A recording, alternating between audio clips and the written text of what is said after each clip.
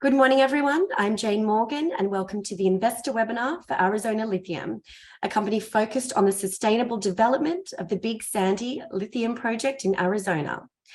On Monday, the company announced a strategic alliance with Navajo Transitional Energy Company, a partner which will manage the development of Big Sandy, from the permitting requirements for additional drilling through to the DFS and mine construction.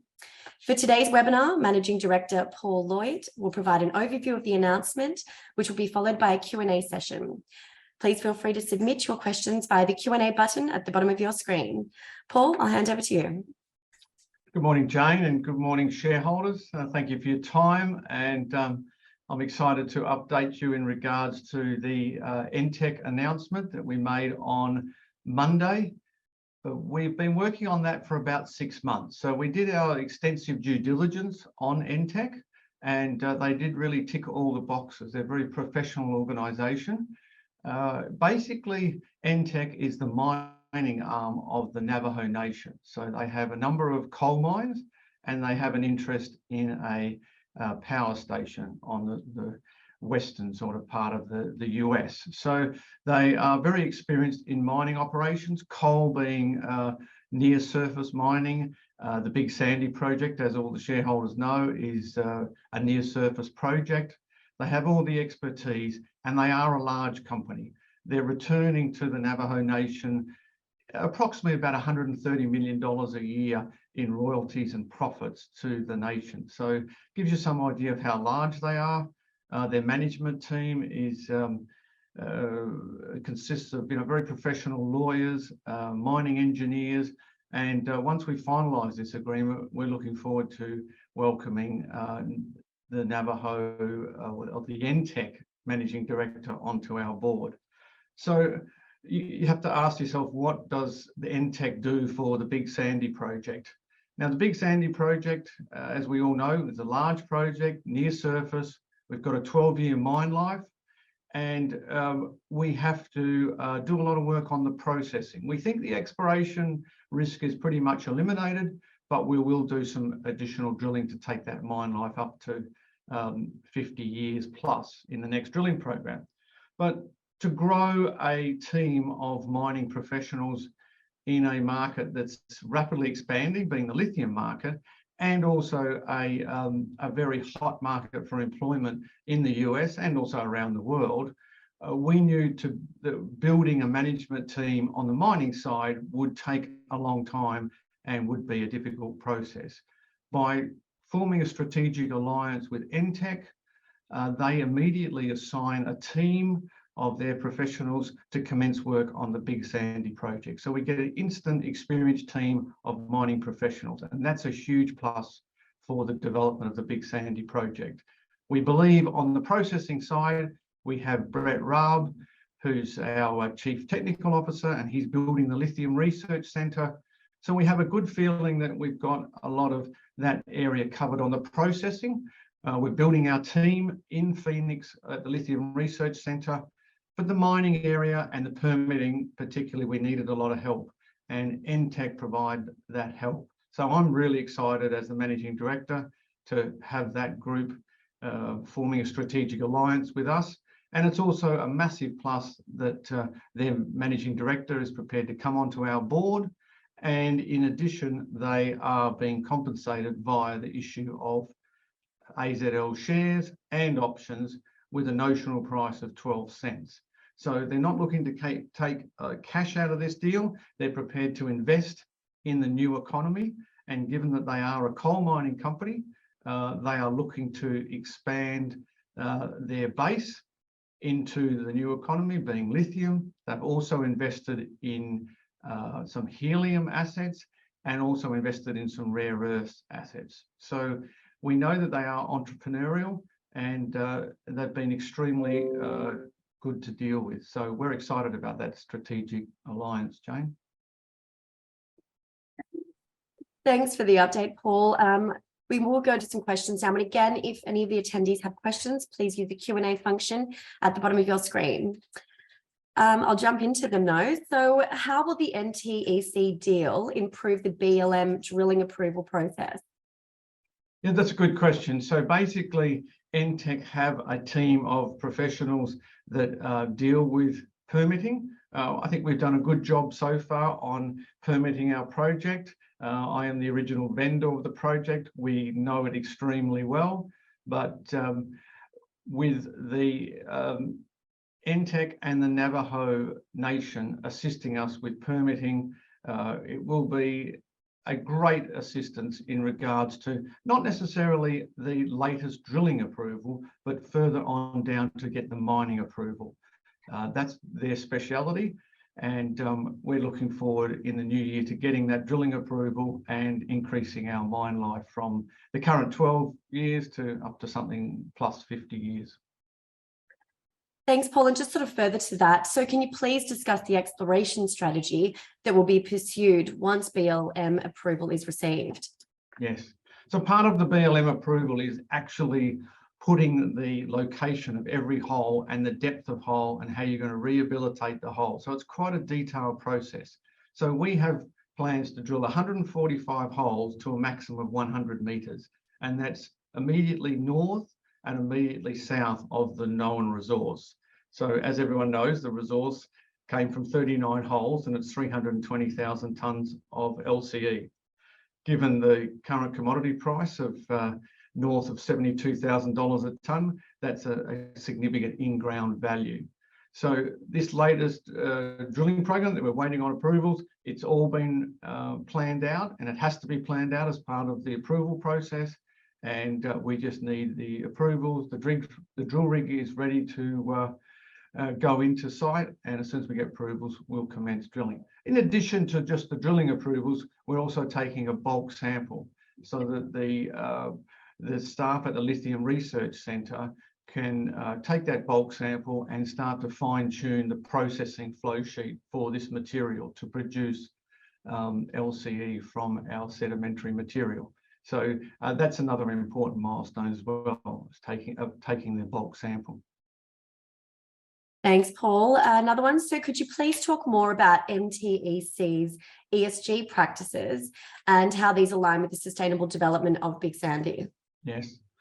That's something that we very much looked into when we were doing our due diligence on NTEC. We have a project where you can do nearly 100% rehabilitation on this project because you are surface mining, and we can rehabilitate. We're on the edge of a desert, so it's not forested, etc. So that's something that we are very focused on as good corporate citizens.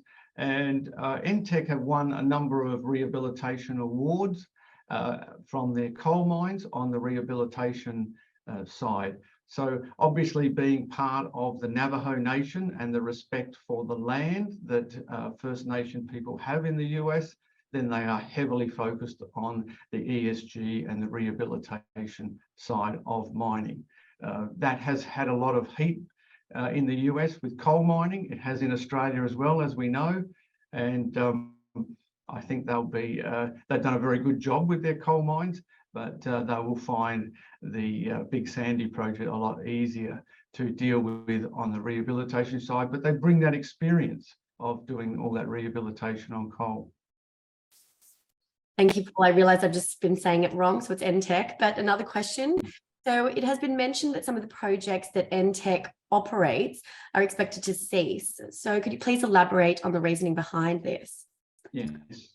So I did mention before, NTEC have investments in the new economy, and this is another one, but their primary operations are coal mining, and coal mining comes under pressure all over the world in regards to the CO2 emissions and fossil fuels, etc. Not my area of expertise. I'm in the new economy, and so they are looking to limit their exposure to coal in the future. I can't really speak for the NTEC management team, but they have a strategy to move away from coal, as the rest of the world is. So they're not that naive to think that they can go against public opinion, effectively, the population of the world. So I'm sure that they are looking to close some of those coal mines, but I'm not privy to that sort of information. I just know that they are a great organisation for the Big Sandy project,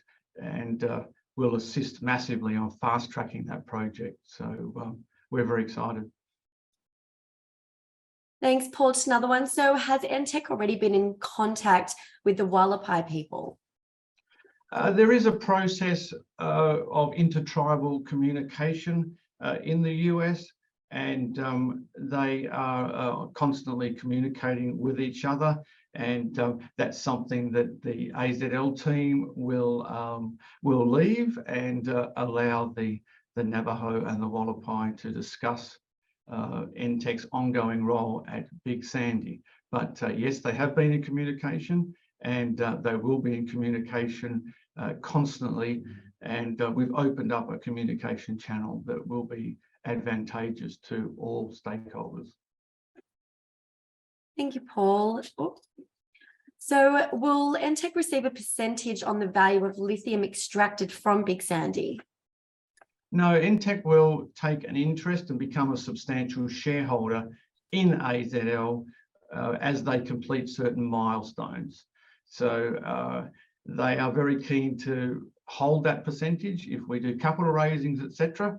And they see that not just doing the mining and the permitting for Big Sandy, they want to be equity participants in AZL. So we saw that as something very positive as we started to form the relationship. And but they will not receive a royalty. They will be our permitting and mining experts, and then we'll take that material and process it through the plant. Paul, this question's come through a few times, so I'm just trying to merge them in. So yes.